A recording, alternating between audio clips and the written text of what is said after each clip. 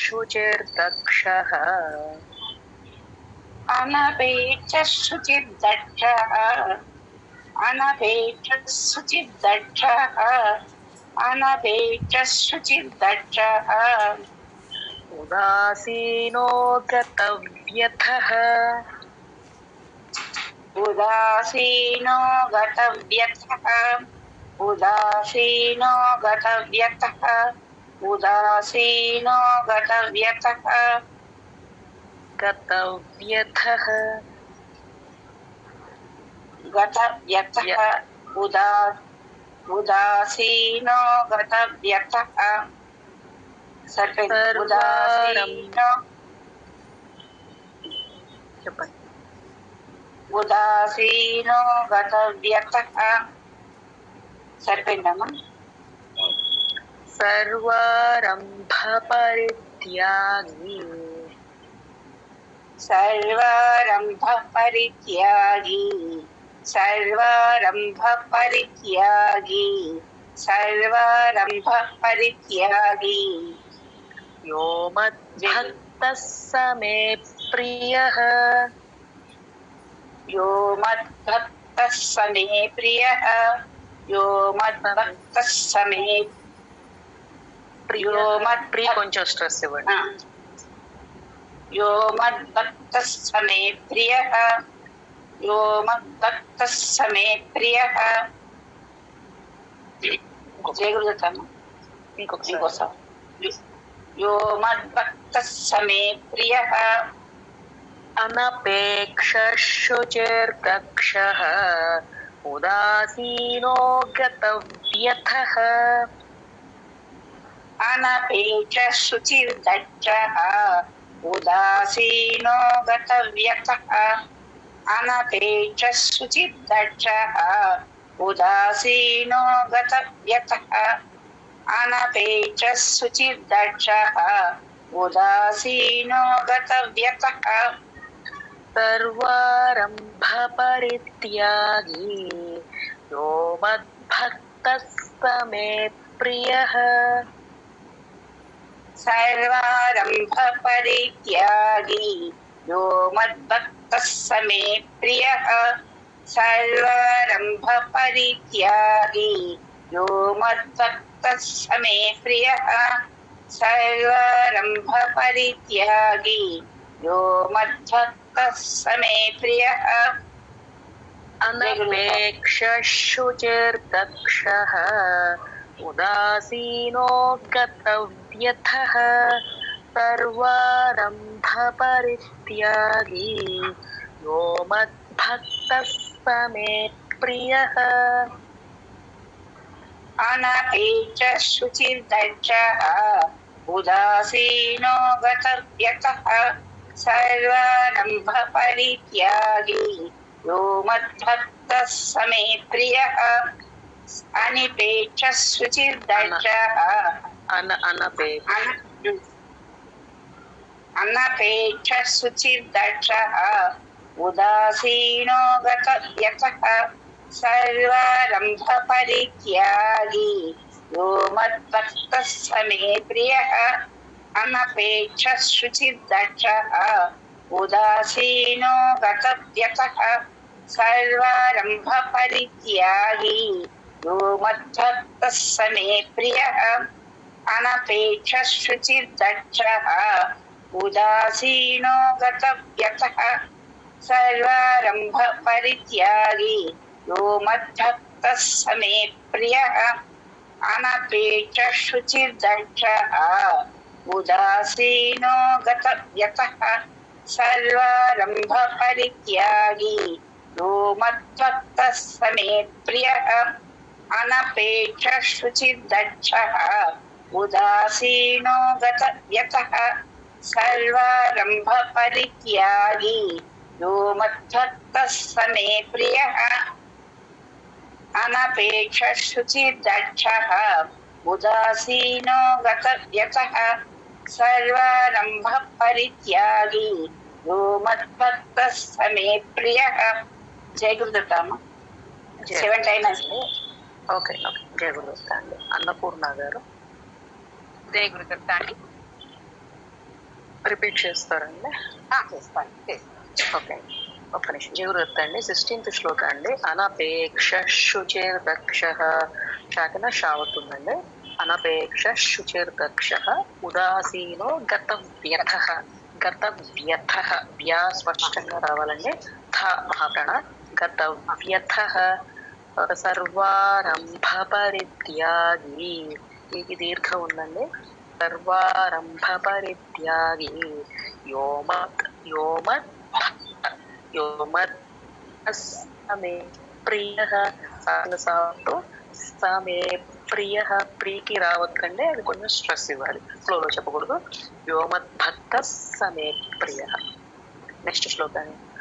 యో న హృష్యతి న ద్వేష్టి. యో న హృష్యతి న ద్వేష్టి. యో న హృష్యతి న ద్వేష్టి. యో న దీర్ఘం పెట్టద్దండి, నద్వేష్టి అంతే. యో న హృష్యతి న ద్వేష్టి. న ద్వేష్టి. ఇంకొకసారి. యో న హృష్యతి న ద్వేష్టి. న శోచతి న కాంక్షతి. న శోచతి న కాంక్షతి. న శోచతి న కాంక్షతి. న శోచతి న కాంక్షతి. శుభాశుభ పరిత్యాగి. శుభాశుభ పరిత్యాగి. శుభాశుభ పరిత్యాగి. శుభాశుభ పరిత్యాగి. భక్తిమాన్ యస్స మే ప్రియః. భక్తిమాన్ యస్స మే ప్రియః. భక్తిమాన్ భక్తిమాన్ యస్స మే ప్రియః. భక్తిమాన్ యస్స మే ప్రియః. భక్తిమాన్ యస్స మే ప్రియః. యస్స మే, యాకి ముందు స్పేస్ ఇవ్వకండి. భక్తిమాన్ యస్స మే కాదు, యా తర్వాత సాకిన సాగుతూ రావడం కోసం కావాలంటే ఒక ఫ్రాక్షన్ ఆఫ్ సెకండ్ తీసుకుని, కానీ యాకి ముందు తీసుకోవద్దు. భక్తిమాన్ యస్స మే ప్రియః. భక్తిమాన్ యస్స మే ప్రియః. భక్తిమాన్ యస్స మే ప్రియః. భక్తిమాన్ యస్స మే ప్రియః. జీవవృత్తాన్ని అందరూ కూడా గమనించుకోండి. ఈ శ్లోకంలో యోన హృష్యతి, హృష్యతి, హృ ఎక్కువ స్ట్రెస్ ఇవ్వకూడదండి, ఫ్లోలో చెప్పేయాలి. యోన హృష్యతి న ద్వేష్టి, అఠ మహాప్రాణ లేదు.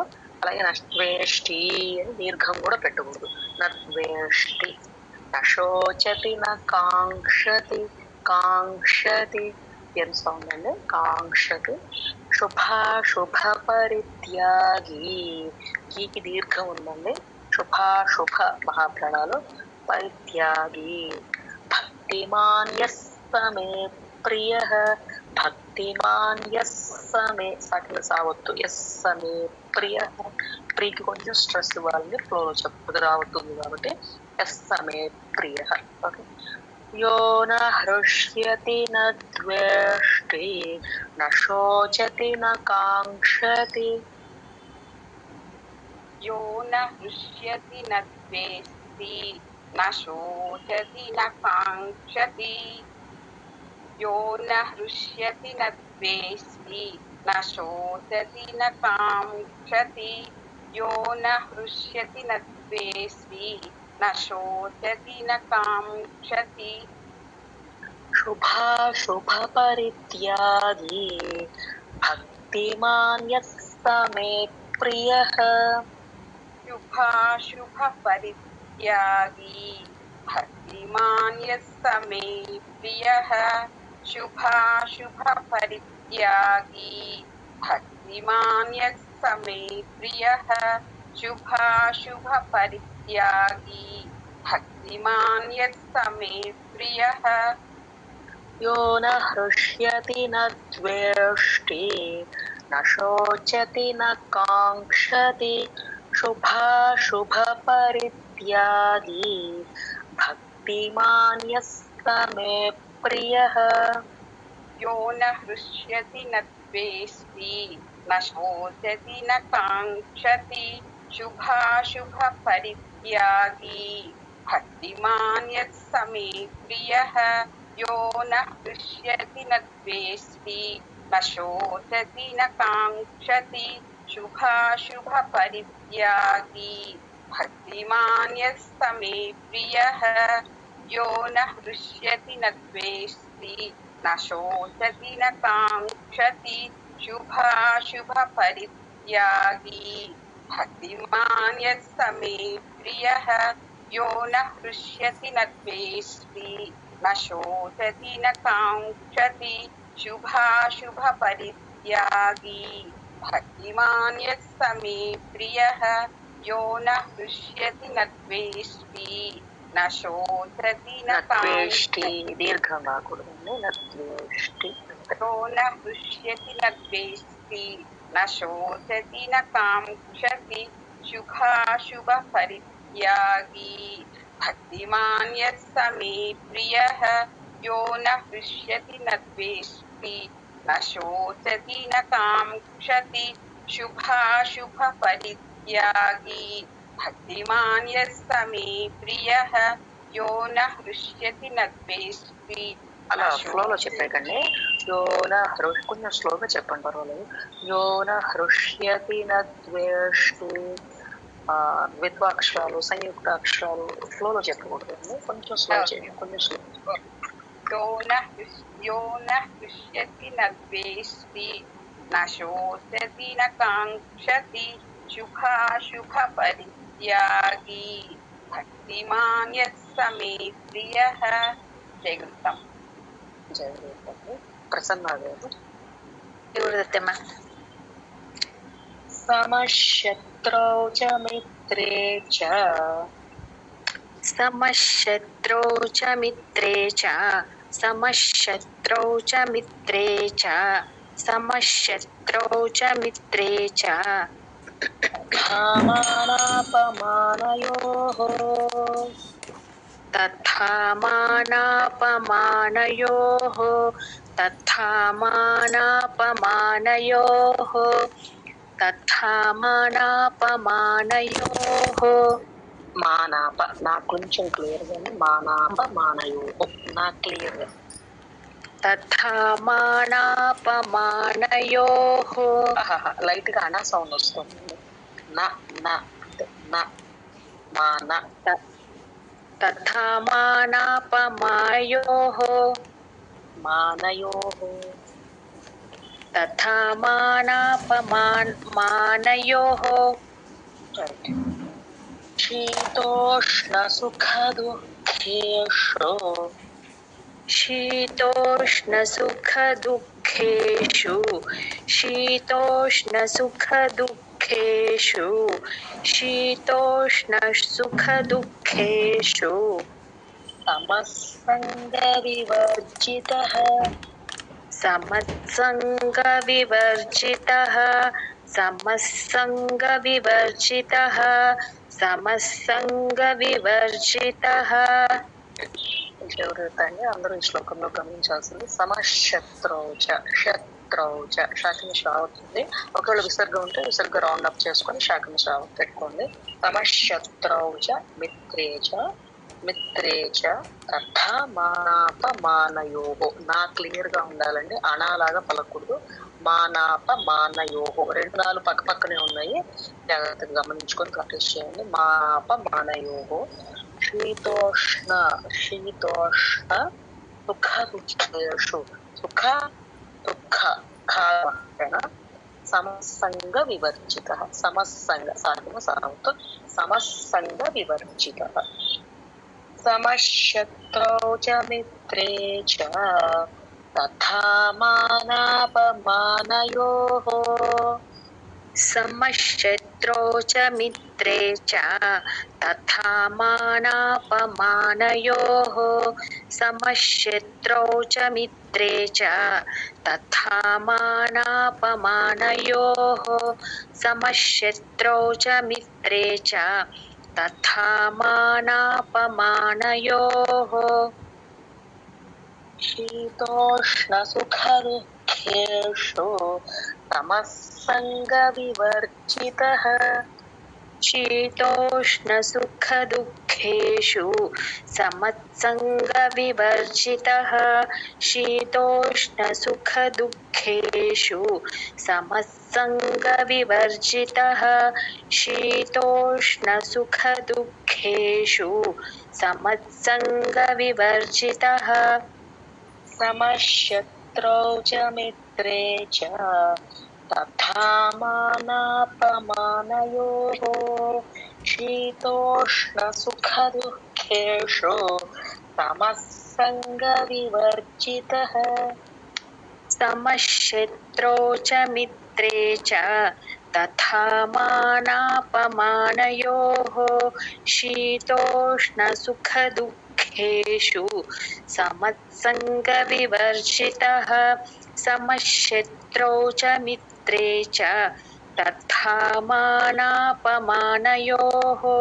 शीतोष्णसुखदुःखेषु समत्सङ्गविवर्जितः समशत्रौ च मित्रे च तथा मानापमानयोः शीतोष्णसुखदुःखेषु समत्सङ्गविवर्जितः समशत्रौ च मित्रे च तथा मानापमानयोः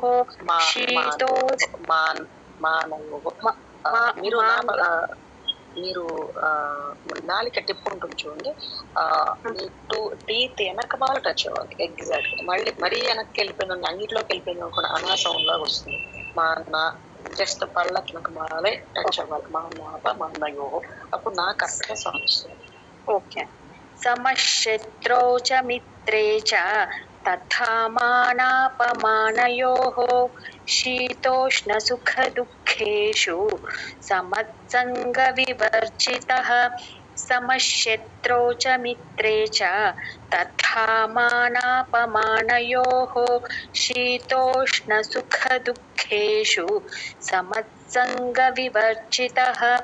సమశత్రౌ చ మిత్రే చ తథా మానాపమానయోః శీతోష్ణసుఖదుఃఖేషు సమత్సంగవివర్జితః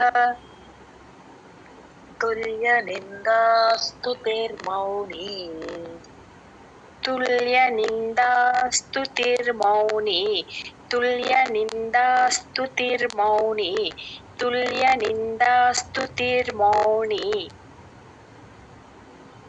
మౌని. ఒకసారి మళ్ళీ చెప్పండి. తుల్యనిందాస్తుతిర్మౌని సంతుష్టో ఏన కేనచిత్ సంతుష్టో ఏన కేనచిత్ సంతుష్టో ఏన కేనచిత్ సంతుష్టో ఏన కేనచిత్ సంతుష్టో ఏన కేనచిత్ అనికేతస్థిరమతిః అనికేతస్థిరమతిః అనికేతస్థిరమతిః అనికేతస్థిరమతిః భక్తిమాన్ మే ప్రియో నరః భక్తిమాన్ మే ప్రియో నరః భక్తిమాన్ మే ప్రియో నరః భక్తిమాన్ మే ప్రియో నరః తుల్యనిందాస్తుతిర్మౌని సంతుష్టో ఏన కేనచిత్ తుల్యనిందాస్తుతిర్మౌని సంతుష్టో ఏన కేనచిత్ తుల్యనిందాస్తుతిర్మౌని సంతుష్టో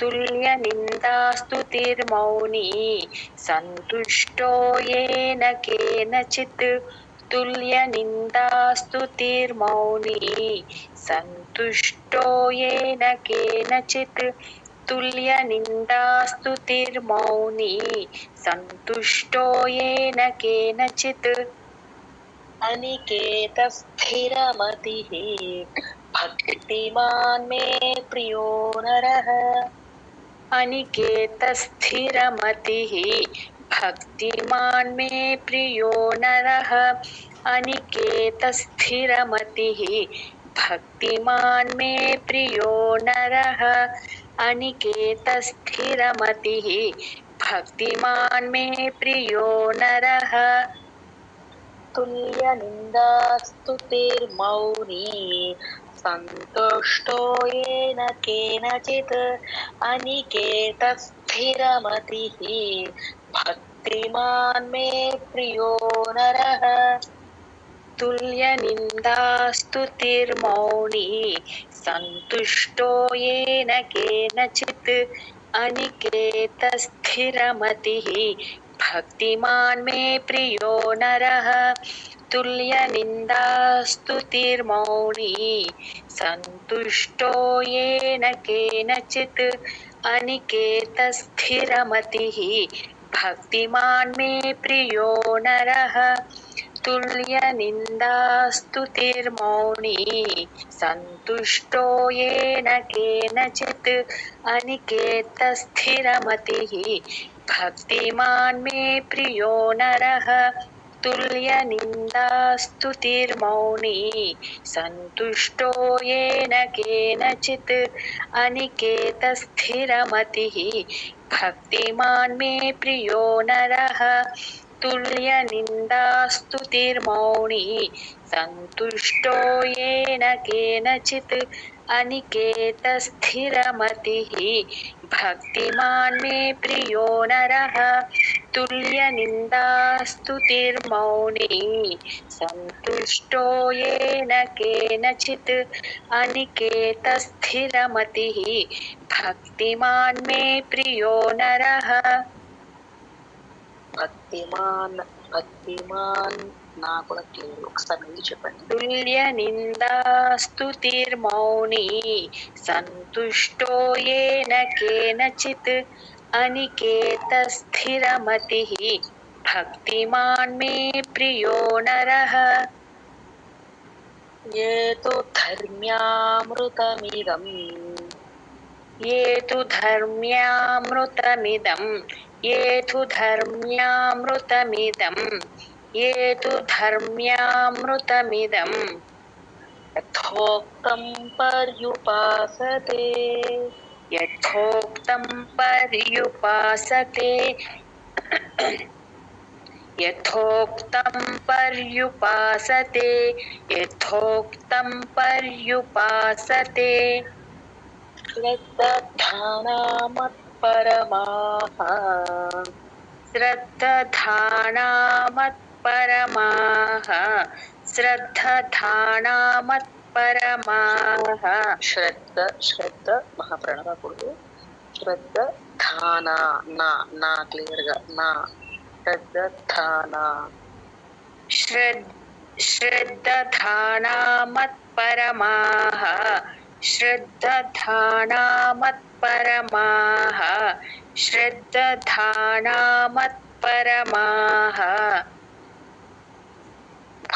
भक्तास्तेतीव मे प्रियाः भक्तास्तेतीव मे प्रियाः भक्तास्तेतीव मे प्रियाः भक्तास्तेतीव मे प्रियाः కొంచెం ఫ్లోలో వస్తుంది భక్తాస్తేతీవ మే ప్రియాః కొంచెం भक्तास्तेतीव मे प्रियाः भक्तास्तेतीव मे प्रियाः ఈ శ్లోకంలో ఏతు ధర్మ్య రాకి మా వద్దు యావత్తు ధర్మ్య మృతమిదం మురువు ఎక్కువ స్ట్రెస్ చేయకూడదండి మృతమిదం ఏతు ధర్మ్య మృతమిదం యథోక్తం మహాప్రాణాన్ని యథోక్తం పర్యుపాసతే శ్రద్ధ అంతే శ్రద్ధ కొంచెం కూడా అక్షరాన్ని వదిలిపెట్టద్దండి వదిలిపెడితే మహాప్రాణం వచ్చేస్తుంది శ్రద్ధ పట్టుకోవాలి దాకిన దావత్తు వినపడాలి కానీ మహాప్రాణ రాకూడదు శ్రద్ధ అందరికీ చెప్తానండి రెస్పాండ్ అవ్వక్కర్లేదు శ్రద్ధ శ్రద్ధ అక్కడ మహాప్రాణ లేదు శ్రద్ధ అక్షరాన్ని పట్టుకొని పలకాలండి కొంచెం వదిలేస్తా గాలి కొంచెం బయటకు వచ్చినా మహాప్రాణం వచ్చేస్తుంది ఓకే శ్రద్ధ ధాన పక్కన దాకి మహాప్రాణ ఉంది మళ్ళీ మహాప్రాణ పలకాలి శ్రద్ధ ధాన మత్పరమాః భక్త భక్తాస్తే తీవ మే ప్రియాః. ప్రీకి స్ట్రెస్ కావాలి. భక్తాస్తే తీవ మే ప్రియాః. ప్రీకి స్ట్రెస్ కావాలి. ఫ్లోలో చెప్పకూడదు. ఏతు ధర్మ్యామృతమిదం యథోక్తం పర్యుపాసతే. ये तु धर्म्यामृतमिदं यथोक्तं पर्युपासते ये तु धर्म्यामृतमिदं यथोक्तं पर्युपासते ये तु धर्म्यामृतमिदं यथोक्तं पर्युपासते श्रद्धानामत्परमाः भक्तास्तेतीव मे प्रियाः. श्रद्धानामत्परमाः भक्तास्तेतीव मे प्रियाः श्रद्धानामत्परमाः. నా కొంచెం ముద్దుగా పలుకుతున్నారండి. श्रद्धानामत्परमाः भक्तास्तेतीव मे प्रियाः श्रद्धानामत्परमाः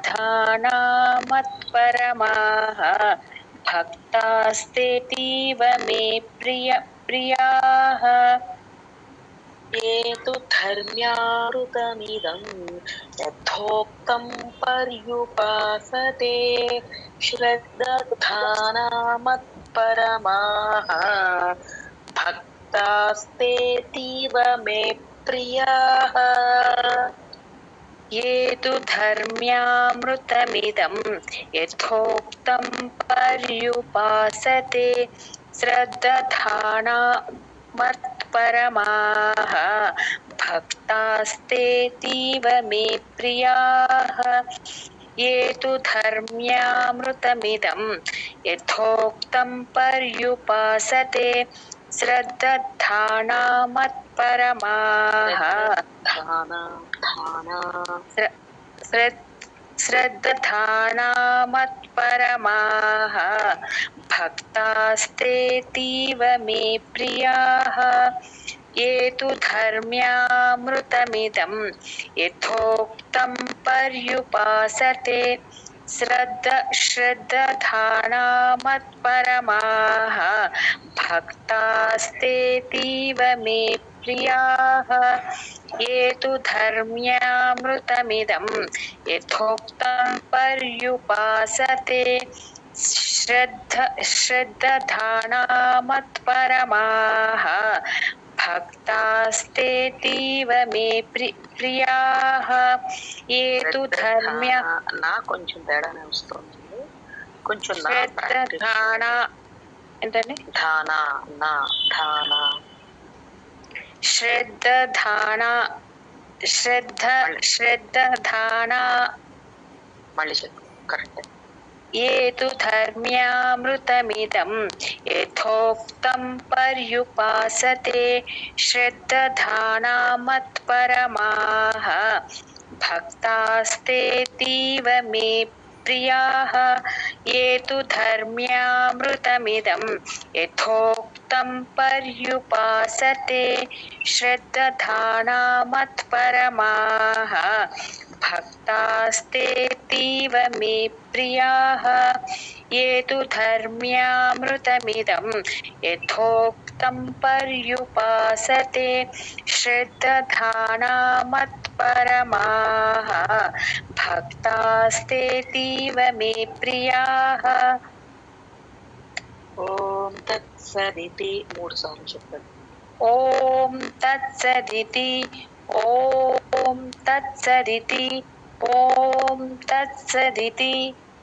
శ్రీమద్భగవద్గీతాసు శ్రీమద్భగవద్గీతాసు శ్రీమద్భగవద్గీతాసు శ్రీమద్భగవద్గీతాసు ఉపనిషత్సు ఉపనిషత్సు ఉపనిషత్సు ఉపనిషత్సు బ్రహ్మ విద్యాయాం బ్రహ్మ విద్యాయాం బ్రహ్మ విద్యాయాం బ్రహ్మ విద్యాయాం బ్రహ్మ కాదండి, మా క్లియర్ చెప్పండి. బ్రహ్మ అంతే. బ్రహ్మ విద్యాయాం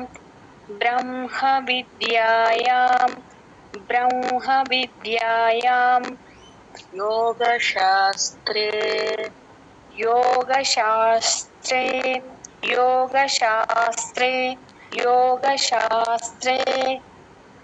శ్రీకృష్ణార్జున సంవాదే భక్తి యోగో నామ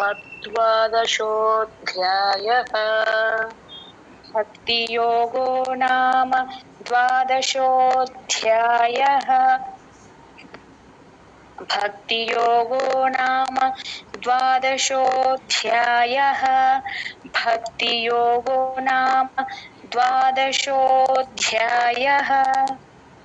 జాగ్రత్త అండి, కొన్ని చోట్ల నా సౌండ్ తేడా వస్తుంది. నా సౌండ్ కొంచెం జాగ్రత్తగా ప్రాక్టీస్ చేయండి. జాగ్రత్త అండి అందరికీ. ఓం తత్సదితి శ్రీమద్ భగవద్గీత. అక్కడ బ్రహ్మ విద్యాయాం, ఇక్కడ ఇంకొకటి రూల్ ఏంటంటే హాకి మా ఒత్తు కానీ నా ఒత్తు కానీ అనా ఒత్తు కానీ ఉంటే ఫస్ట్ ఒత్తు పలుకుతామండి, తర్వాత హా పలుకుతాం. నా అనా మా ఈ మూడు ఒత్తులు ఏ ఒత్తు వచ్చినా కూడా ముందు ఒత్తుని పలికి తర్వాత హాని పలుకుతాం అన్నమాట. బ్రహ్మ మా ఫస్ట్ పలికి హా తర్వాత పలకాలి. బ్రహ్మ కాదు బ్రహ్మ. ఓకేనండి, అందరూ గమనించుకోండి. బ్రహ్మ విద్యాయాం మా ఫస్ట్ పలకాలి, హా తర్వాత పలకాలి. తర్వాత అక్కడక్కడ మనకి అనా వస్తుంది, నా వస్తుంది, అప్పుడు వచ్చినప్పుడు మనం చెప్పుకున్నాము ఆయా సందర్భాల్లో. బ్రహ్మ విద్యాయ తర్వాత శ్రీకృష్ణార్జున సంవాదే. కృష్ణ అండి, కృష్ణ అంటుంటాం మనం, తప్పండి. కృష్ణ రూ మాత్ర. శ్రీకృష్ణార్జున సంవాదే కృష్ణ. ఓకే, జనరల్ గా కృష్ణ అలా అంటాం కదా. కృష్ణ శ్రీకృష్ణార్జున సంవాదే ద్వాదశోధ్యాయ. మహాప్రాణ ఉంది. ఓకే, జరుగుతుందంటే ఇప్పుడు కొంతమందితో రిపీట్ చేస్తాను. ఒక్కొక్క శ్లోకం 3 సార్లు చెప్తారు కానీ అందరూ కూడా